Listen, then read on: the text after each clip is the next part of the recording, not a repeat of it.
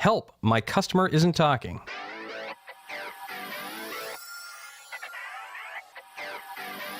She just wouldn't tell me anything. That customer just didn't want to talk. How am I supposed to build value when they won't even have a conversation with me? If you've ever heard a colleague say things like this, or even said these things yourself, you might be a victim of a conversation killer. But there's good news. You'll discover 3 different conversation killers that may be impacting your sales.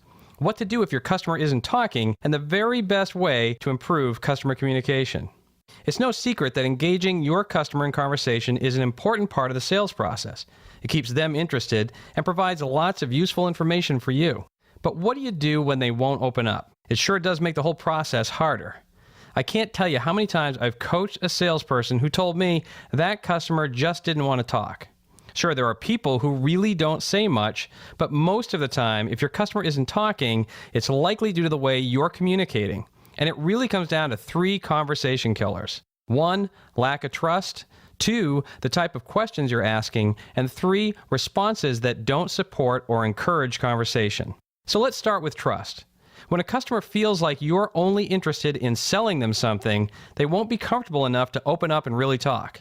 In round 8, which you can find at kosalescoach.net/8, we talked about the importance of making a great first impression with your customer and how customers need to trust you in order to eventually purchase from you. Trust is something they also need to feel if they're going to open up and have a conversation. When you have a customer that isn't talking, ask yourself if you've done a good job establishing rapport and trust. If you have done a good job establishing rapport, then the conversation killer might be the types of questions you're asking.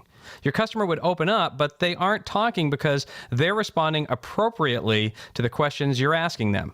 For example, is this your first time visiting the store? Yes. Did you come in because of our sale? No. Oh, did you know we have a sale going on? No. Those are all close-ended questions. They close the door on conversation because they require only a one-word answer. Close-ended questions aren't bad. In fact, they can be very useful. But if you're trying to get your customer to open up and have a conversation, they really don't work well. Do you remember the helping verbs? As a kid, I was taught to memorize them. Let's see if I can still do this. Is, am, are, was, were, be, been, been, has, have, had, do, did, does, shall, will, should, would, may, might, must, can, and could. Whew, I still got it. Now, why did I bring up the helping verbs? Actually, it's because if you want your customer to open up, the helping verbs are not that helpful. When you start a question with one of the helping verbs, it converts the question to a close-ended one. The only exceptions are be, being, and been. So here are some examples. Is this your first time calling? Am I speaking to Tom? Are you aware of our special? These sound like great questions, but since they each start with a helping verb, is, am, are, they'll most likely kill the conversation and cause your customer to say things like yup, yes, no, and nope. So how do you convert these close-ended questions? Well, just rephrase them and start with who, what, where, why, when, or how. Rephrasing these questions will encourage your customer to open up and have a conversation. Let's give it a try. Here's a classic salesy close-ended question. Is this your first time calling? Yes. Now let's rephrase it and ask it in a more open-ended way. What prompted you to call us today? Well, my friend Tom told me he bought some tennis shoes from you and the price was great. He said a lot of great things about the store, so I thought I'd call and see if you still had those shoes on sale. As you can see, an open-ended question helps engage the customer so you get a lot more useful information. So just start your question with one of the 5 W's or the H, but be aware, if you're not careful, those pesky helping verbs can sneak right back in at the end to kill the conversation, because that's what they love to do. For example, I've heard things like this. How long have you been dealing with that back pain? Has it been a long time? No. If you find helping verbs sneaking back in at the end, just shorten up your question to, how long have you been dealing with this back pain? So converting close-ended questions to open-ended questions will help, but what if your customer still isn't talking? If the questions are good, it's time to look at your responses. If you're just firing questions at your customer with no supportive responses, a conversation really isn't taking place. It's more like an interrogation. What prompted you to give us a call today? I wanted to find out about some shoes my friend Tom bought here in the store. Which shoes?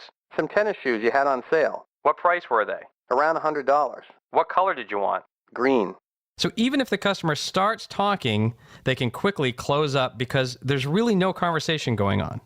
This can also undermine the rapport and trust you worked so hard to establish at the beginning, and it might cost you the sale. When there's no give and take, it feels like you're getting the third degree, not the way you want your customer to feel. So let's make it more of a conversation and add some supportive responses to encourage your customer to keep talking. What prompted you to give us a call today? I wanted to find out about some shoes my friend Tom bought here in the store. Okay, great. I'm sure I can help you with that. Now, which shoes did Tom purchase? I'm not really sure, but they were tennis shoes, and you had them on sale. Excellent. We have some great tennis shoes on sales right now. Do you remember how much Tom paid for them? He said they were somewhere around $100. Perfect. I think I know the shoes Tom got. They come in black, blue, and green. What color would you prefer? Well, Tom got a blue pair, but I really like green best. Could I see those? Absolutely. Let me get them for you. So that sounded like a better conversation and one that would most likely end in a sale. So the next time you hear yourself say that customer just didn't want to talk, reflect upon your own communication. When you establish trust, phrase your questions in an open-ended way and interject supportive responses, your customers will be more likely to open up and have a meaningful and valuable conversation with you. Today's 1-2 punch: improve your communication to improve your customers' communication.